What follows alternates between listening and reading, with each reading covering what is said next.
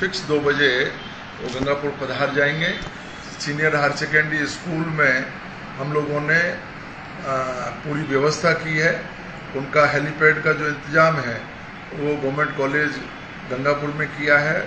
वहाँ से by road सीधे जो है सीनियर हायर सेकेंडरी स्कूल में उनका प्रोग्राम होगा। राजीव गांधी ओलंपिक खेलों का उद्घाटन, कबड्डी और रस्साकशी, कबड्डी और रस्साकशी दोनों खेलों का कल वो उद्घाटन करेंगे। पूरे जोर शोर से प्रशासन के द्वारा पूरी तैयारियां को अंजाम दे दिया गया है। पूरे गंगापुर जिले के लोग बहुत उत्साहित हैं क्योंकि माननीय मुख्यमंत्री जी को गंगापुर को जिला बनाने के बाद पहली बार गंगापुर में आ रहे हैं। इस बात को लेकर के चारों तरफ उत्साह और उमंग का माहौल बना हुआ है। मैं ये देख रहा हूँ कि पूरे ग्रामीण क्षेत्र में शहर के सभी व्यापारिक संगठन है, एसोसिएशन है, सामाजिक संगठन है, सब लोग उत्साहित हैं कि माननीय मुख्यमंत्री जी का स्वागत करें, सम्मान करें, उनका आभार प्रकट करें। आज भाजपा की परिवर्तन यात्रा थी, उसको रोका गया है। उनका कहना है कि स्थानीय विधायक और राज्य सरकार के निर्देश पर शहर में जाने से रोका है। नहीं, ऐसा नहीं है महेश जी। हम लोगों ने तो कोई यात्रा रोकने का कोई सवाल नहीं है। परिवर्तन यात्रा वो निकाल रहे हैं तो हमें तो यही समझ में नहीं आ रहा किस बात का परिवर्तन अभी चाह रहे हैं। वो परिवर्तन किस बात का चाहते हैं, क्या परिवर्तन लाएंगे? भाजपा में परिवर्तन आप अगर ला रहे हैं भाजपा में तो ये तो बहुत खुशी की बात है। परिवर्तन जो है, अब 3 चेहरे हैं भाजपा में सीएम के, राजेंद्र राठौड़ है, वसुंधरा जी है, सीपी जोशी है, और भी बहुत लाइन में लगे हुए हैं, लेकिन मुख्य चेहरे ये 3 हैं। हाई कमान इनको कोई भाव दे नहीं रहा है। हाई कमान कह रहा है मोदी जी के चेहरे पर चुनाव लड़ेंगे। ये कह रहे हैं कि साहब वसुंधरा जी कह रही है मेरे चेहरे पर चुनाव लड़ा जाए। गजेंद्र सिंह शेखावत कह रहे हैं राजेंद्र राठौड़ को सीएम बनाओ। अंतर्द्वंद और अंतर कलह चल रहा है, जबरदस्त कलह चल रहा है।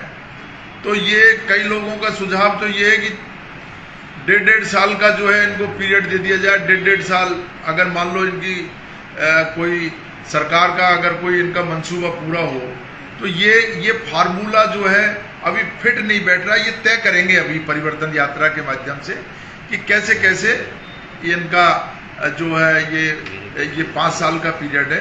तो अभी तो वो तय नहीं हो पा रहा है, आपस में झगड़ रहे हैं, उलझ रहे हैं। कांग्रेस क्यों इनकी परिवर्तन यात्रा को रोकेगी? यहाँ पर भी आज गंगापुर में आए हैं, जबरदस्ती प्रशासन से, पुलिस से उलझ रहे हैं, यात्रा के मार्ग को लेकर के उलझ रहे हैं। इनकी मानसिक स्थिति बिल्कुल ठीक नहीं है, परेशान है ये, इनके पास कोई मुद्दा नहीं है। और हमारे जो पूर्व विधायक मान सिंह जी साहब तो कह रहे हैं कि हम मुख्यमंत्री जी को नहीं आने देंगे। ये कितना बड़ा अपमान है। जिस मुख्यमंत्री ने गंगापुर को जिला बनाया है, जिला घोषित किया है, 74 साल पुरानी मांग हमारी मंजूर करी है, 74 साल पुरानी, और 74 साल पुरानी मांग को मंजूर करके वो गंगापुर में आ रहे हैं। और मान सिंह जी और बीजेपी के लोग कह रहे हैं कि हम उनका विरोध करेंगे।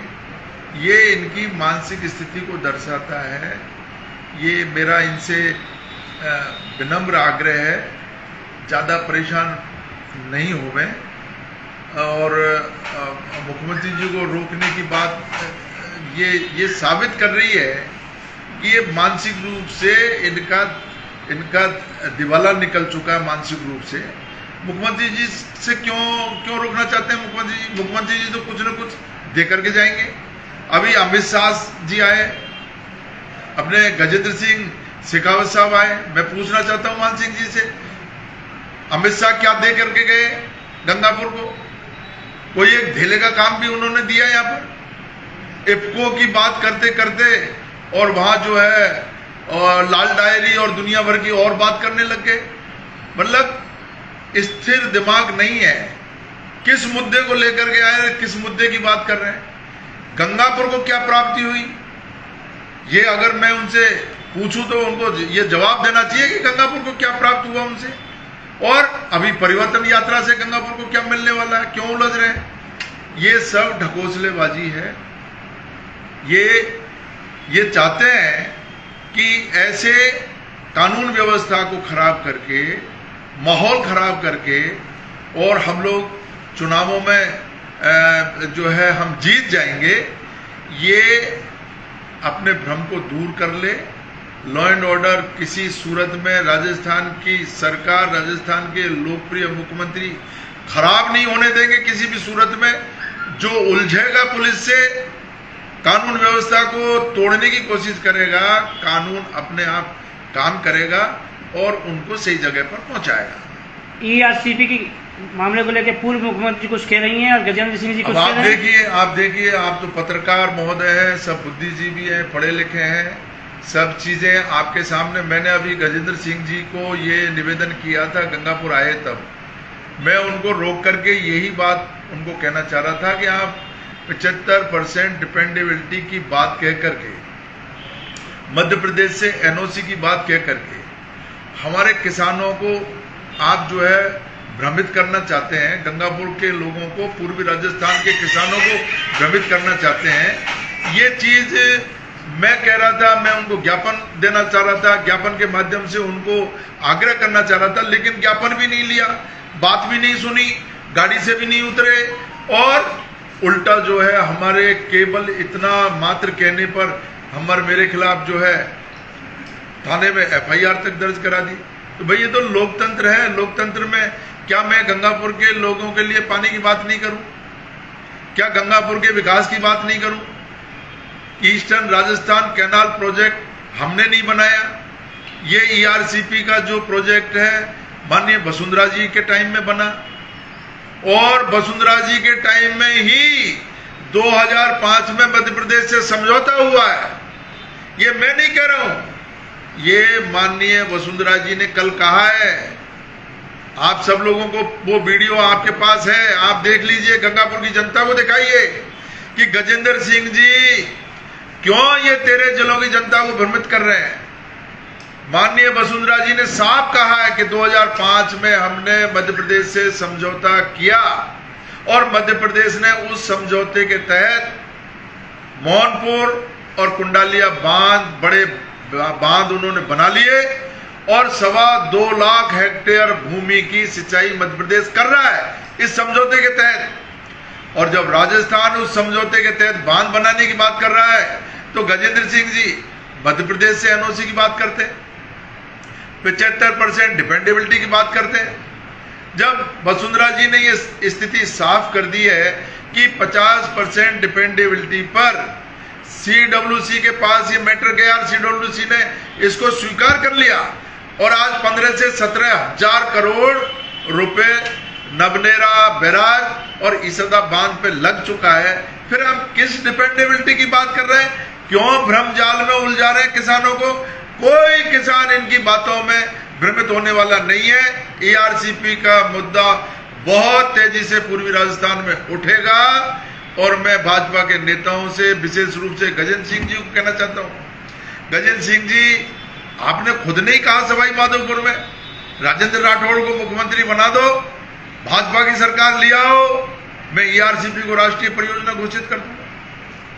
मतलब राजेंद्र राठौड़ जी को मुख्यमंत्री बनाए, राजेंद्र राठौड़ जी या राजस्थान के सीएम बने, तब जाकर के आप 13 जिलों के लोगों को पानी पिलाओगे। और पहले हम लोगों ने वोट दिए, या राजस्थान से 25 के 25 सांसद जीत करके गए, आपकी बात पे विश्वास किया।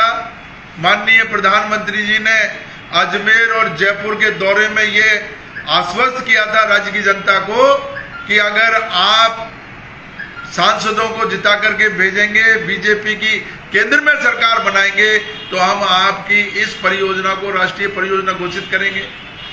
पूरे राजस्थान की जनता ने आपकी बात को माना, पूरे 25 के 25 सांसद आपको जिता करके भेजे।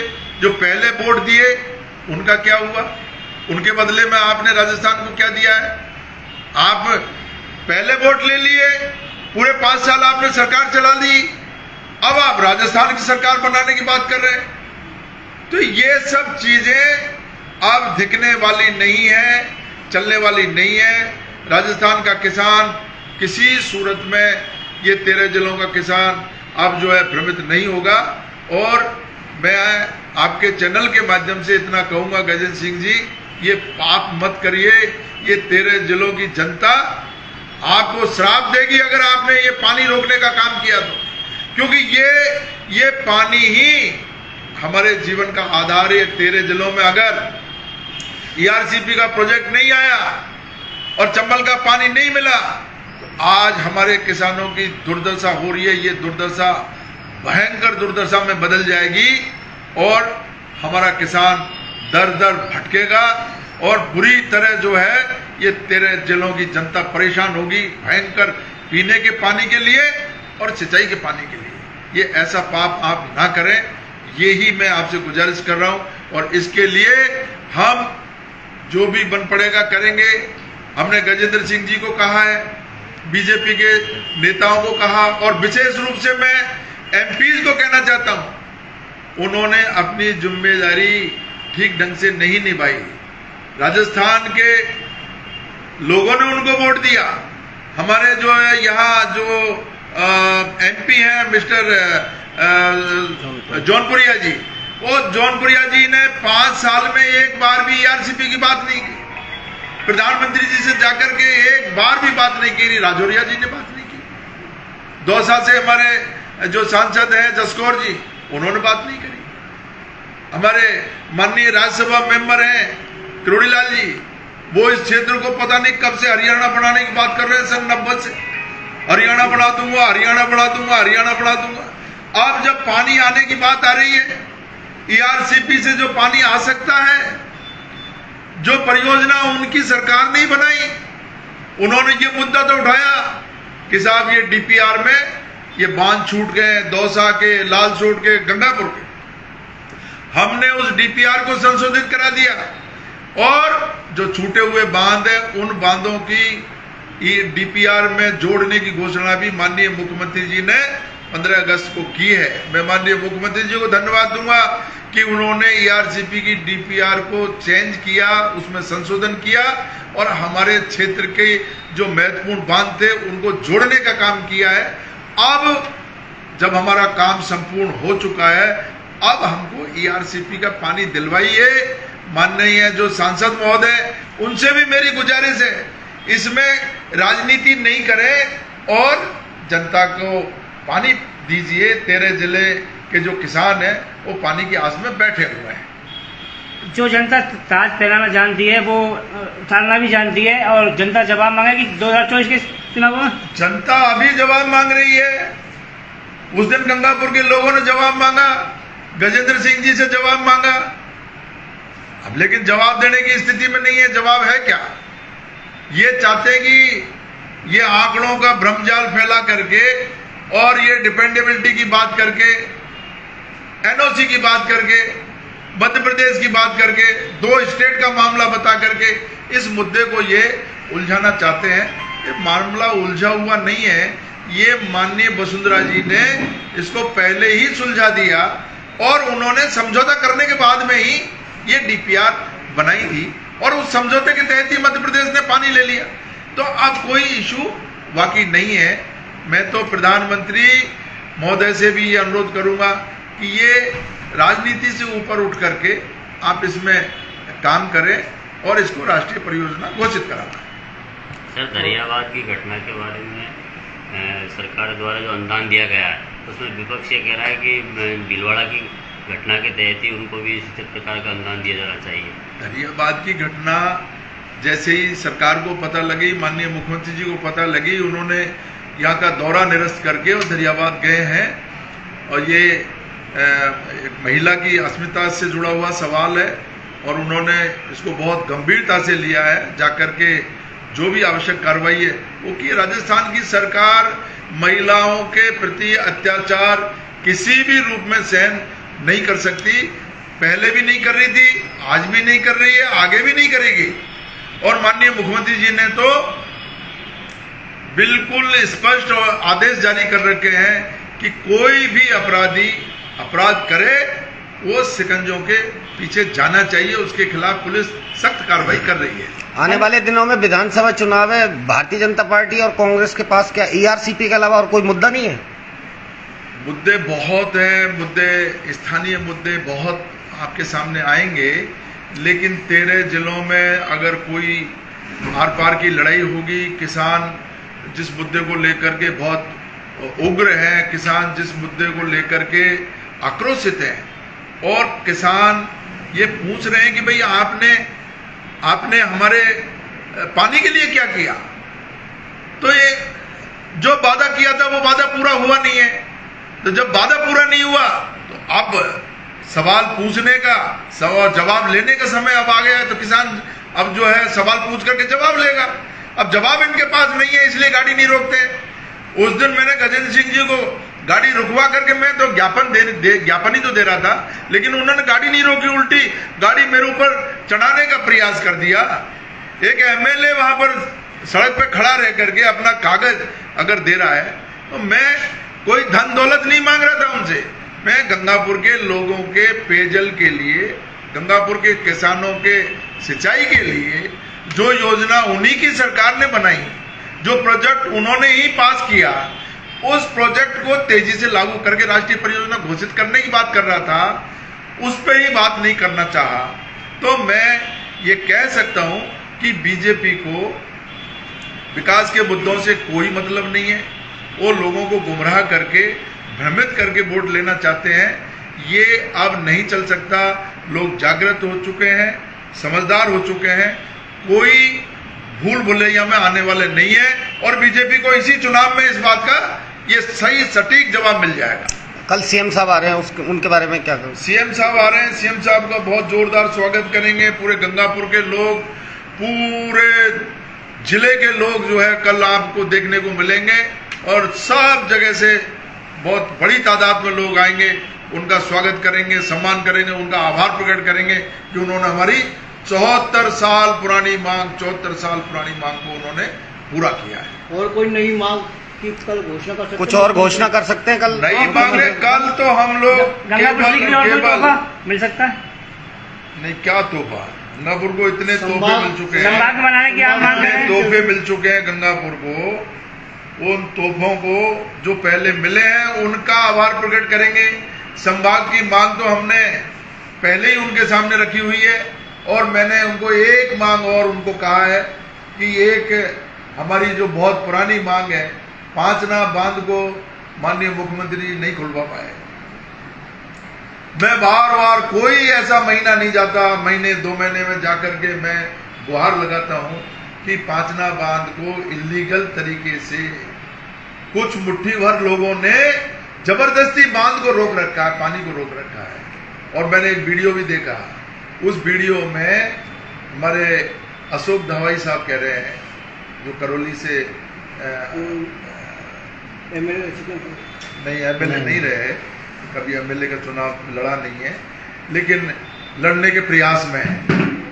उनके ये समझ में आ रहा है कि ये पांचना का पानी रोक करके और कोई मैं चुनाव वहां लड़ लूं, तो मैं तो उनको मुबारक हो, ये बात लड़े वो चुनाव, उनको पता भी लग जाएगा कि पानी रोक करके किसानों का गला काट करके, उनका हक छीन करके और फिर चुनाव लड़े और एमएलए बनना चाहते हैं, बड़े एमएलए, लेकिन ऐसी छोटी हरकत करके, पानी को रोक करके और मुद्दा बना करके, उनके लिए मुबारक हो।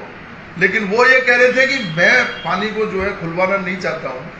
तो भाई मैं नहीं चाहता हूं, आप तो मेरा विरोध कर रहे हैं, तो मैं नहीं चाहता हूं कि आप तो मेरे खिलाफ काम करना चाहिए ना आपको। मैं पानी नहीं खुलवाना चाह रहा हूं, तो आप खोल दो पानी, क्यों रोक के बैठो पानी को? आपने बांध बनाने में इनकी कोई भूमिका नहीं है। बांध हमारे उस समय के तत्कालीन जो लीडर थे, उन्होंने पांचना बांध को बनवाने में पूरी भूमिका नहीं निभाई और बांध बना, उसके बाद में कमांड एरिया डिसाइड हुआ। कमांड एरिया में पानी आना होता है, बांध के लिए, हर बांध के लिए कमांड है और उस कमांड से बाहर पानी ले जाने की बात करी। मैं जब प्रभारी मंत्री था, मैं अशोक जी दवाई साहब को कहना चाहता हूं, ये दवाई साहब खुद मेरे साथ गए वहां पर अशोक गहलोत साहब के सामने खुद गए और कम से कम 200 किसान थे बुडला पांचना संघर्ष समिति के।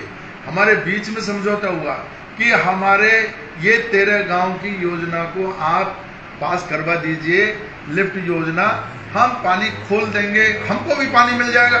हमने 13 गांव की लिफ्ट योजना को स्वीकृत कराने के लिए भी माननीय गहलोत साहब को आग्रह किया, ये स्वीकृति भी हो गई। तो ये लिफ्ट योजना भी मैंने स्वीकृत करवाई और अब जो 13 गांव में पानी पहुंच रहा है ये भी हम लोगों ने प्रयास करके उसको पूरा करवाया। अब ये 13 गांव से 39 गांव पहुंच गए, 39 गांव से पता नहीं कहां पहुंचे। किसानों को सबको पानी चाहिए, लेकिन पांचना की अभी 2150 MCFT की क्षमता है, उसमें बहुत ज्यादा पानी नहीं है। चंबल से पानी लिफ्ट करने का अभी प्रोजेक्ट इसी बजट में, उसमें भी हमने उसको स्वीकृत करवाया है भद्रावती के मार्फत, वो योजना भी लागू हो रही है, चल रही है। तो मैं ये कहना चाहता हूं, हमारा लगातार प्रयास है चंबल से पानी लिफ्ट करें, पेयजल भी हमको मिले, सिंचाई के लिए भी मिले, और अशोक जी दावाई साहब और पांचना के जितने भी हमारे जो लीडर हैं, जो पांचना को लेकर के बहुत चिंतित रहते हैं, जागृत हैं, उनसे मेरा अनुरोध है कि ये पांचना के मुद्दे को इतना तूल नहीं दे करके हमारा साथ दीजिए, जो चंबल से पानी लिफ्ट कर लें। अगर चंबल से पानी लिफ्ट हो जाएगा, चंबल से पानी अगर वहां से मिल जाएगा, तो आपको भी पानी मिल जाएगा और लोगों को भी पानी मिलेगा। इस क्षेत्र को हम लोग तरक्की के रास्ते पर ले जाएं, विनाश के रास्ते पर नहीं ले जाएं, ये मेरा आग्रह है। धन्यवाद।